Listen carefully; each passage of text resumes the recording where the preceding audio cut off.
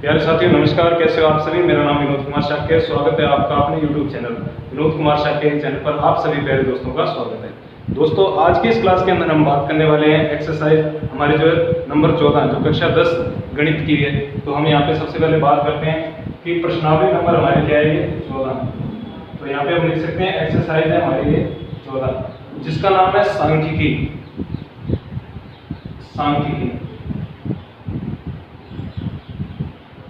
तो देखो इस प्रश्नावली के अंदर हमने क्या पढ़ना है, तो इसमें मेन जो चीज होती है वो होती है इसमें तीन चीजें। तो यहाँ पर बात आती है सबसे पहले नंबर 1 पर समांतर माध्य।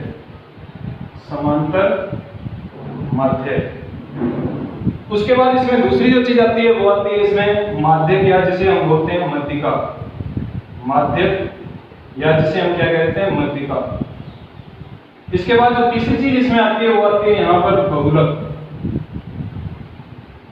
यानी जो हमारे जो एक्सरसाइज नंबर 14 इसमें क्या है, तीन चीजें मेन है। क्या है, एक तो सबसे पहले है समांतर माध्य, दूसरा इसमें माध्यक या माध्यिका, और तीसरा इसमें कहते हैं जैसे बहुलक। अब बात आती है कि इनकी जो पहचान यानी कि जो इसका साइन क्या होता है, तो साइन यानी चिन्ह हम यहाँ पे लिख सकते हैं। साइन इसका जिसे हम x बार बोलते हैं, यानी समांतर माध्य का जो चिन्ह होता है यानी साइन होता है उसे हम कहते हैं x बार। उसके बाद माध्य को हम बोलते हैं m, यानी जिसे हम कहते हैं मीडियन, और बहुलक का साइन होता है यहाँ पे क्या, z, जिसे हम बोलते हैं मोड। तो यहाँ पे बात आ गई कि तीन चीजें इसमें होती हैं, एक तो समांतर माध्य, उसके बाद माध्यक यानी मध्यिका, और उसके बाद बहुलक, यानी तीन चीजें इसमें। अब बात आती है कि ये जो तीनों चीजें इनको ज्ञात करने से पहले हमें पता होना चाहिए श्रेणियों के बारे में। तो हम यहाँ पे बात करते हैं कि श्रेणियां क्या होती हैं। सबसे पहले देखो श्रेणियों की यहाँ पे बात आती है। श्रेणियां, तो जो श्रेणियां होती हैं वो कुल मिलाकर 3 प्रकार की होती हैं। कितने प्रकार की होती हैं, ये 3 प्रकार की। तो जो श्रेणियां होती हैं वो 3 प्रकार की होती हैं। कौन कौन सी होती हैं वो मैं अब आपको डिटेल से बताऊंगा। सबसे पहली जो श्रेणी होती है वो होती है आपकी व्यक्तिगत श्रेणी। नंबर 1 व्यक्तिगत श्रेणी। तो व्यक्तिगत श्रेणी देखो सबसे पहले हमें पता होना चाहिए कि इसकी पहचान क्या होती है, कि व्यक्तिगत श्रेणी की पहचान। तो यहाँ पे हम लिखते हैं सबसे पहले क्या, पहचान। तो व्यक्तिगत श्रेणी में केवल साइज यानी कि माप दिया हुआ होता है। यहाँ पे हम लिख सकते हैं कि इसमें केवल माप, जिसे हम क्या कहते हैं, साइज, यानी कि जिसे x भी बोला जाता है। तो यानी कि व्यक्तिगत श्रेणी की पहचान क्या होती है, इसमें केवल माप यानी साइज, या जिसे हम क्या कहते हैं, x कहते हैं, वो सिर्फ दिया हुआ होता है। उदाहरण के लिए जैसे हम लिख सकते हैं यहाँ पे उदाहरण, जैसे x का मान हमने दे दिया 6, 7, 9, 5, 4, 3, 8। ये हो गया क्या यहाँ पे इसका उदाहरण। तो इसकी क्या पहचान होती है, व्यक्तिगत श्रेणी की पहचान, इसमें केवल माप यानी साइज, जिसे हम क्या बोलते हैं, x भी कहते हैं। तो जैसे इसका उदाहरण हो गया 6, 7, 9, 5, 4, 3, 8, ये संख्या दे रखी है, ये क्या होते हैं, x। तो अब इसमें जो बात आती है यहाँ पे x यानी कि साइज कहते किसे हैं। कई बार क्या हमें क्वेश्चन इस तरीके से दे रखा होता है जिसमें हमें पहचान करनी होती है कि x होता क्या है। तो यहाँ पे बात आती है कि x किसे कहते हैं। तो जिस चीज का हमारी जिंदगी के अंदर क्या होता है, महत्व होता है, यानी जो चीज हमारी जिंदगी के अंदर क्या होती है, जरूरी होती है, तो उसे हम क्या कहते हैं, x कहते हैं। उदाहरण के लिए मैं आपको एक छोटा सा यहाँ पे उदाहरण देना चाहता हूँ कि जैसे यहाँ पे हम लिख सकते हैं कि किसी विद्यार्थी के प्राप्तांक, यानी कि विद्यार्थियों के हम क्या लिख सकते हैं यहाँ पे, प्राप्तांक, और साथ में हम लिख सकते हैं यहाँ पे क्या, रोल नंबर। एक तरफ तो हमने लिख दिया प्राप्तांक और दूसरी तरफ लिख दिया रोल नंबर। तो प्राप्तांकों में हम लिख सकते हैं यहाँ पे जैसे 2, 5, 4, 3, 8, ये क्या हो गए, प्राप्तांक हो गए। और इधर हम लिख सकते हैं रोल नंबर, जैसे 1, 2, 5, 4, 3, 8।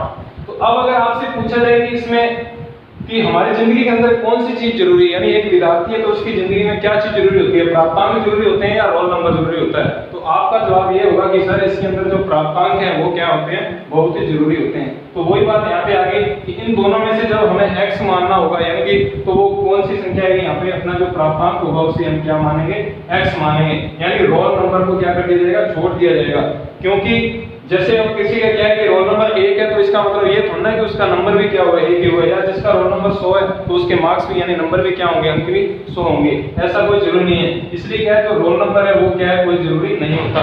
केवल यहाँ पे क्या होता है, जो प्राप्तांक होते हैं वो जरूरी होते हैं। तो ये होती है क्या, व्यक्तिगत श्रेणी। तो व्यक्तिगत श्रेणी की पहचान होती है, इसमें केवल साइज यानी माप दिया हुआ होता है। तो उदाहरण जैसे मैंने आपको दे दिया, इस तरीके से ये संख्या हो सकती है, या फिर एक आपको और उदाहरण बता दिया कि एक मान लो आपको प्राप्तांक दे रखे हैं और क्या दे रखा है, रोल नंबर दे रखा है। तो इन दोनों चीजों में से अगर आपसे पूछा जाए कि आपकी जिंदगी में यानी एक विद्यार्थी की जिंदगी में क्या चीज जरूरी है, तो आप कहोगे यहाँ पे सर कि जो प्राप्तांक होते हैं वो क्या है, हमारी जिंदगी में बहुत ही जरूरी होते हैं, यानी कि रोल नंबर का कोई महत्व नहीं होता। तो ये था आपका व्यक्तिगत श्रेणी के बारे में। अब यहाँ पे बात आती है, देखो दूसरी जो होती है हमारी वो होती है खंडित श्रेणी। खंडित श्रेणी। तो पहली थी हमारी व्यक्तिगत श्रेणी और दूसरी होती है खंडित श्रेणी। तो खंडित श्रेणी की अब यहाँ पे बात आती है कि पहचान क्या होती है। तो इसमें हम लिख सकते हैं इसकी पहचान। तो पहचान में देखो इसमें आपको साइज भी दिया होगा, साइज जिसे हम क्या कहते हैं, माप यानी एक्स, और इसके साथ साथ आपको क्या दे रखी होगी यहाँ पे, फ्रीक्वेंसी। फ्रीक्वेंसी यानी कि बारंबारता। यानी एक तो आपको साइज यानी माप दे रखा होगा और उसके बाद क्या दे रखी होगी, आपको बारंबारता भी दी हुई होगी। जैसे माप अपने लिख सकते हैं 2, 5, 8, 7, 6। उसके बाद फ्रीक्वेंसी भी आप लिख सकते हो 8, 9, 4, 3, 5। तो ये इस तरीके से आपको क्या है, जो खंडित श्रेणी होती है इसकी पहचान होती है। इसमें क्या है, साइज यानी माप यानी x भी आपको दिया होगा और उसके साथ साथ यानी कि फ्रीक्वेंसी और क्या चीज जिसको कहते हैं हम बारंबारता भी कहते हैं। तो ये दोनों चीजें आपको क्या है इसके अंदर दे रखी होंगी। इसकी क्या होती है, ये पहचान होती है। अब बात आती है यहाँ पे जो हमारी श्रेणी नंबर 3 होती है, जिसका नाम होता है कि अखंडित श्रेणी। नंबर 3 अखंडित श्रेणी। तो अखंडित श्रेणी की अब पहचान क्या होती है। तो अखंडित श्रेणी के अंदर ये देखो यहाँ पे जो साइज यानी कि माप जो होता है, साइज यानी माप, वो हमें वर्गांतरों के अंदर दिया होता है। ये जो माप होता है वो किसमें दिया होता है, वर्गांतरों में। वर्गांतरों में यानी कि क्लास इंटरवल्स में, यानी वर्गांतरों में हमें क्या दिया होता है, इसमें जो ये जो साइज यानी माप होता है वो हमें किसमें दिया होता है, वर्गांतरों में दिया होता है। जैसे हम यहाँ पे लिख सकते हैं 0 से 10, 10 से 20, 20 से 30, 30 से 40। तो ये क्या होते हैं, आपको जो साइज यानी माप है वो क्या है, वर्गांतरों में दिया हुआ होता है। ये इसकी क्या होती है, अखंडित श्रेणी की पहचान होती है। और इसके साथ साथ आपको फ्रीक्वेंसी यानी कि बारंबारता दी हुई होती है। फ्रीक्वेंसी यानी बारंबारता, तो ये भी इसके अंदर आपको दे रखी होती है। तो अपनी जो आज की क्लास है इसमें हमने क्या क्या पढ़ लिया, तो इसमें हमने श्रेणियों के बारे में जाना कि सबसे पहली श्रेणी होती है हमारी कौन सी, व्यक्तिगत श्रेणी। उसके बाद दूसरी होती है खंडित श्रेणी और तीसरी होती है यहाँ पे अखंडित श्रेणी। तो मैंने आज की क्लास में आपको व्यक्तिगत श्रेणी की क्या पहचान होती है उसके बारे में बता दिया, खंडित श्रेणी की क्या पहचान होती है और अखंडित श्रेणी की क्या पहचान होती है। ये मैंने आपको पूरा आज की क्लास में डिटेल से बता दिया। अब जो नेक्स्ट जो क्लास होगी इसके अंदर हम पढ़ेंगे कि व्यक्तिगत श्रेणी में सबसे पहले मैंने आपको क्या बताया था, यहाँ पे एक तो अपने को ज्ञात करना होगा समांतर माध्य, उसके बाद माध्यक और तीसरा क्या ज्ञात करना होगा, पहला समांतर माध्यक, दूसरा माध्यक और तीसरा यहाँ पे बहुलक। तो इन तीनों चीजों में देखो, अब व्यक्तिगत श्रेणी में समांतर माध्य कैसे ज्ञात करना है वो पढ़ना होगा। इसके बाद खंडित श्रेणी में समांतर माध्य कैसे ज्ञात करना है वो भी पढ़ना पड़ेगा। अखंडित श्रेणी में समांतर माध्य कैसे ज्ञात किया जाएगा इसके बारे में भी आपको यहाँ पे पढ़ना पड़ेगा। यानी कि तीनों श्रेणियों के अंदर आपको समांतर माध्य कैसे निकालना है वो इसके अंदर आपको यहाँ पे बताया जाएगा, और वो क्या आपको अगली क्लास के अंदर बताया जाएगा। तो इस वीडियो के अंदर जुड़ा रहने के लिए आप सभी प्यारे विद्यार्थियों का बहुत बहुत धन्यवाद।